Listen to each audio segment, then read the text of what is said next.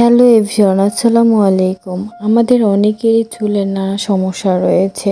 আজকে আমি আপনাদের দেখাবো কিভাবে বাসায় থাকা কিছু সাধারণ উপকরণ দিয়ে আপনি চুলের জন্য একটি শক্তিশালী স্বাস্থ্যকর হেয়ার অয়েল তৈরি করতে পারেন।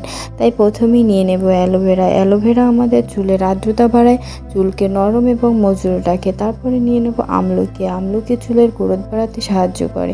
এতে রয়েছে প্রচুর পরিমাণ ভিটামিন সি এবং অ্যান্টিঅক্সিডেন্ট রয়েছে, যা চুলকে স্বাস্থ্যবান করতে সাহায্য করে। তারপরে নিয়ে নিব পেঁয়াজ। পেঁয়াজ চুলের ঘনত্ব বাড়ায় এবং চুল পড়া কমাতে অনেক সাহায্য করে। তারপরে নিয়ে নিব তেজপাতা। তেজপাতা চুলের মজবুতিতে সাহায্য করে এবং চুলের বৃদ্ধির গতি ত্বরান্বিত করে। তারপরে নিয়ে নিব মেথি। চুলের শাইন বাড়ায় এবং চুলকে ড্যান্ড্রাফ মুক্ত রাখে।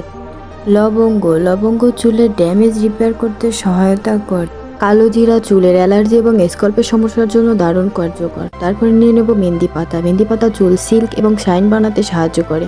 একটা প্যানের ভিতরে নারিকেল তেল অ্যাড করে নেব।